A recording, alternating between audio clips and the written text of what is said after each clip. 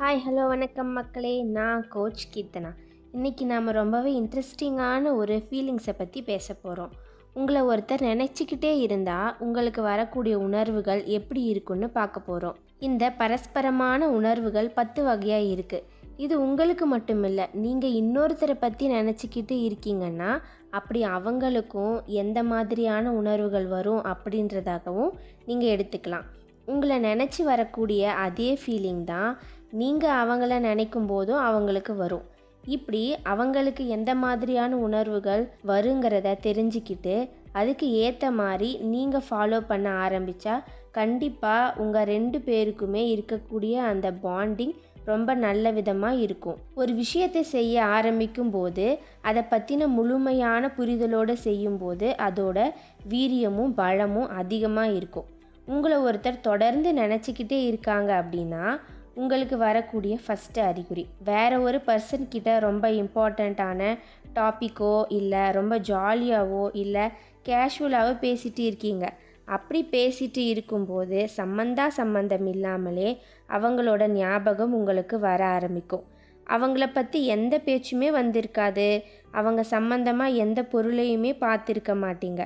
ஆனால் சடனாக அவங்கள பற்றின மெமரிஸ் உங்களுக்கு கண்டினியூஸாக வந்துக்கிட்டே இருக்கும். அப்படி ஃபீல் ஆனால் நீங்கள் தெரிஞ்சுக்க வேண்டிய ஒரு விஷயம், இந்த நொடி அவங்க உங்களை நினச்சிக்கிட்டு இருக்காங்க அப்படின்றதா தான் நீங்கள் முழுசாக புரிஞ்சுக்கணும். ஏன்னா உங்களோட தாட்ஸ் டாமினேட்டாக இருக்கிறதால அந்த ஃபீலிங்கை ஈஸியாகவே உங்களுக்கு புரிஞ்சிடும். 2வது அறிகுறி, அந்த நபர் உங்கள் கனவுல வருவாங்க. ட்ரீமில் வர்றதுன்னா சாதாரணமான விஷயம் கிடையாது. ஏன்னா நம்ம உணர்வுகள் முழுமையாக பிரதிபலிக்கக்கூடியது கனவுல தான். ஆமாங்க, நம்ம எண்ணங்கள் ஒரு கண்ணாடி மாதிரி நம்ம கனவுல வந்து அதை உறுதிப்படுத்தும். நீங்கள் நார்மலாக தூங்கும்போது அவங்க உங்கள் கனவுல வந்துட்டு போகிறாங்கன்னா அது இல்லை, நீங்கள் தூங்கி எழுந்ததுக்கு அப்புறமா ஒரு நிமிஷம் நிஜமாவே வந்த மாதிரி இருக்கும். நாம் கண்டது கனவா இல்லை நனவான்னு ஒரு சந்தேகம், நாம் நிஜமாவே அவங்க கூட தான் வாழ்ந்துட்டு இருக்கோமான்னு கண்ணிமைக்க நேரத்தில் ஒரு குழப்பம் வரும். இங்கே நடந்தது எல்லாம் கனவு தான்னு தெரிஞ்சிக்கவே நீங்கள் ஒரு நிமிஷம் எடுத்துக்குவீங்க. இப்படி இது நிஜமாவே நடந்த மாதிரி அந்த ஒரு நபர் வந்தால் 100% அவங்க உங்களை பற்றி தான் திங்க் பண்ணிக்கிட்டு இருக்காங்க, நீங்களும் அவங்கள பற்றி தான் நினச்சிக்கிட்டு இருக்கீங்கன்னு அர்த்தம். 3வது அறிகுறி, சம்மந்தமே இல்லாமல் ரொம்பவே கவலையாக இருப்பீங்க, ரொம்ப ஸ்ட்ரெஸ்ஸாக ஃபீல் பண்ணுவீங்க, மனசு ரொம்பவே வலிக்கும், ஒரு இனம் புரியாத சோகம் உங்களை வந்து வாட்டும், தனியாக இருக்க யோசிப்பீங்க, மனசெல்லாம் பாரமாகவே இருக்கும், ஆனால் காரணம் மட்டும் புரியாது. மனசு இப்படி சோகமாக பாரமாக இருக்கே, என்ன பண்ணுறதுன்னே தெரியலையேன்னு அந்த காரணத்தை பல ஆங்கிளில் யோசித்தாலும் உங்களுக்கு ஆன்சர் கிடைக்காது. இந்த மாதிரி ஃபீலிங்கை உங்கள் லைஃப்பில் நடந்திருந்தா கமெண்டில் சொல்லுங்கள். இப்போது இந்த கன்ஃபியூஷனுக்கு ஆன்சர் சொல்லட்டுமா? இந்த 3வது அறிகுறி நடக்க காரணம் அவங்க உங்களை ரொம்பவே எக்ஸ்ட்ரீமாக டீப்பாக மேனிஃபெஸ்ட் பண்ணிகிட்ருக்காங்கன்னு அர்த்தம். இப்படி பண்ணும்போது உங்ககிட்ட இருக்க எல்லா குற்ற உணர்வுகளும் சேர்ந்து உங்களுக்கு இந்த மாதிரி ஒரு மன வலியையும் மன வேதனையையும் கொடுக்கும். 4வது அறிகுறி, புல்லரிக்கிறது, கூஸ்பம்ப்ஸ்னு சொல்லுவாங்க இல்லையா, அதே தான். ஏதோ ஒரு விஷயம் ஆச்சரியமாக இருந்தாலும் நம்ம உணர்வுகளை தூண்டுற மாதிரி இருந்தாலும் நமக்கு இந்த கூஸ்பம்ப்ஸ் வரும். எக்ஸாம்பிளாக, ஏதோ ஒரு ரியாலிட்டி ஷோவில் ஒருத்தர் ரொம்ப நல்லா பாடுறாங்க, நல்லா சொரங்களை உச்சரித்து நல்லா வேகமாக அழகாக பாடினா அந்த நேரத்தில் நம்ம கையில் இருக்க முடிங்க எல்லாம் ஸ்டாண்டிங் பொசிஷனில் வந்து நம்மளை ரொம்பவே உணர்ச்சி வசப்பட வைக்கும். என்னமோ நாமளே பாடிட்டோம் போல் அந்த மாதிரி ஃபீல் ஆகும். ஆனால் சம்மந்தமே இல்லாமல் நம்ம சும்மா உட்காந்துட்டு இருக்கும்போது இந்த முடிகள் எல்லாம் சிலிர்க்குதுன்னா உங்களை அந்த நபர் ரொம்ப ஆழமாக யோசித்து மேனிஃபெஸ்ட் பண்ணிக்கிட்டு இருக்காங்கன்னு அர்த்தம். அதனால தான் அந்த உணர்வுகள் எல்லாம் எனர்ஜியாக உணர்வுகளுக்குள்ளே கலந்து உங்களுக்கு இந்த புல்லரிப்பு உணர்வு ஏற்படுது. ஒருவேளை நீங்கள் இந்த மாதிரி திங்க் பண்ணிக்கிட்டு இருந்தால் அந்த நபருக்கு இந்த உணர்வு ஏற்படும். ஏன்னா நீங்கள் 2 பேருமே ஒரே மாதிரியாகத்தான் உங்கள் உணர்வுகளை பரஸ்பர ரீதியாக பரிமாறிக்கிறீங்க. 5வது அறிகுறி, ஸ்னீசிங், அதாவது தும்மல். தும்மலா அப்படின்னு நீங்கள் ஷாக் ஆகிறது எனக்கு தெரியுது. அதாவது நம்ம கல்ச்சரில் யாராவது உங்களை பற்றி நினச்சிக்கிட்டு இருந்தாங்க அப்படின்னா அவங்களுக்கு தும்மல் வரும்னு சொல்லுவாங்க. நான் கம்பி கட்டுற கதையெல்லாம் சொல்லலைங்க, நீங்கள் வேணும்னா உங்கள் ஃப்ரெண்ட்ஸ் கிட்ட கேட்டு பாருங்கள். இந்த 5வது அறிகுறியை பற்றி சொல்லி கன்ஃபார்ம் பண்ணுங்கள். அப்போ தான் நீங்கள் நினைக்கிற அந்த நபர் கூட இந்த ஃபீலிங்கை கனெக்ட் பண்ணிக்க முடியும். ஸோ அந்த நபர் உங்களை பற்றி ஆழமாக நினச்சிக்கிட்டு இருந்தால் உங்களுக்கு தும்மல் வரும். அதுக்குன்னு உங்களுக்கு ஜலதோஷம், தலைவலி, காய்ச்சல் இந்த மாதிரி ஏதாவது இருக்கும்போது தும்மல் வந்தால் அது இதில் சேராது. ஆனால் நீங்கள் ரொம்ப நல்லா இருக்கும்போது சடனாக தும்மல் வருது அப்படின்னா உங்களை அவங்க ரொம்ப ஆழமாக மனமுருகி நினச்சிக்கிட்டு இருக்காங்கன்னு அர்த்தம். 6வது அறிகுறி, நீங்கள் ஒரு முக்கியமான வேலையில் இருக்கும்போது அவங்க ஞாபகம் வரும். நாம் சாப்பிடக்கூட டைம் இல்லாமல் அந்த வேலையை பார்த்துக்கிட்டு இருப்போம். அப்போது அவங்க நினைவுகள் உங்ககிட்ட வந்து வாட்டும். இதுக்கு காரணம் அந்த நபரோட உணர்வு அலைகள் தான். அதனால் உங்கள் முக்கியமான வேலைகளையும் தாண்டி அவங்களோட திங்கிங் உங்கள் மைண்டில் வந்துட்டு போகும். 7வது அறிகுறி, நீங்கள் உங்களையே ப்ளேம் பண்ணிக்கிறது. நீங்கள் உங்ககிட்ட இருக்க தப்பை புரிஞ்சிக்க ஆரம்பிப்பீங்க. இது எதுக்கான அறிகுறி அப்படின்னா, அந்த நபர் உங்ககிட்ட சாரி சொல்கிறதுக்கான டெக்னிக்காக ஃபாலோ பண்ணிக்கிட்டு இருக்காங்கன்னு அர்த்தம்.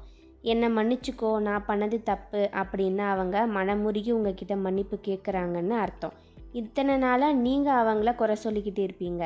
இல்லை, உன் மேலே தான் தப்பு, நீ தான் தப்பாக புரிஞ்சிக்கிட்ட, நீ தான் அதிகமாக ஈகோ காட்டுற, இந்த மாதிரி எல்லாம் நீங்கள் அவங்கள குத்தம் மட்டுமே சொல்லிக்கிட்டு இருந்தீங்க. ஆனால் இப்போது அவங்க மன்னிப்பு கேட்கும்போது இது அப்படியே தலைகீழாக பல்ட்டி அடிச்சிருக்கும். இல்லை, நம்ம மேலே தான் தப்பு, நான் தான் தப்பாக புரிஞ்சுக்கிட்டேன் இப்படின்னு உங்கள் மேலே இருக்க தவறுகளை நீங்கள் உணர ஆரம்பிப்பீங்க. இந்த மாதிரி வந்தால் 100% கன்ஃபார்ம் பண்ணிக்கலாம், அந்த நபர் ஸ்ட்ராங்காக உங்களை பற்றி தான் நினச்சிக்கிட்டு இருக்காங்கன்னு நீங்கள் முடிவு பண்ணிடலாம். 8வது அறிகுறி, நீங்கள் ஏதோ ஒரு விஷயத்தை இழந்த மாதிரியே ஃபீல் பண்ணுவீங்க. ஏதோ இழந்த உணர்வு உங்களுக்குள்ளே வந்துக்கிட்டே இருக்கும். இதில் நீங்கள் முதல்ல எதை இழந்தீங்கன்னே உங்களுக்கு தெரியாது. ஏதோ ஒரு விஷயத்தை கைவிட்டுட்டோம், ஏதோ ஒன்று நம்மளை விட்டு போய்கிட்டே இருக்குது, நம்ம வாழ்க்கையில் இழந்துக்கிட்டே இருக்கோம், இந்த மாதிரி ஃபீல் எல்லாம் உங்களுக்கு வரும். ஆனால் அதுக்கான ரீசன் மட்டும் தெரியாது. உங்கள் வாழ்க்கையில் ஏதோ ஒன்று மிஸ் பண்ணுறோம், ஏதோ ஒன்று கண்டிப்பாக இழந்துட்டோம் அப்படின்ற உணர்வு உங்களுக்கு அடிக்கடி வந்துட்டே இருக்கும். இந்த மாதிரி வந்துச்சுன்னா இதுக்கப்புறம் நீங்கள் புரிஞ்சிக்க வேண்டியது, அவங்க உங்களை பற்றி தான் நினச்சிக்கிட்டு இருக்காங்கன்னும் அவங்க உங்களை சீக்கிரமாக தேடி வருவாங்கன்னும் அர்த்தம். 9வது அறிகுறி, கண்ணு துடிச்சிக்கிட்டே இருக்கும். எந்த ஒரு காரணமும் இல்லாமல் உங்கள் கண்ணு துடிச்சிக்கிட்டே இருக்கும். அப்படின்னா யாரோ ஒருத்தங்க உங்களை பற்றி சிந்திச்சுக்கிட்டு இருக்காங்க.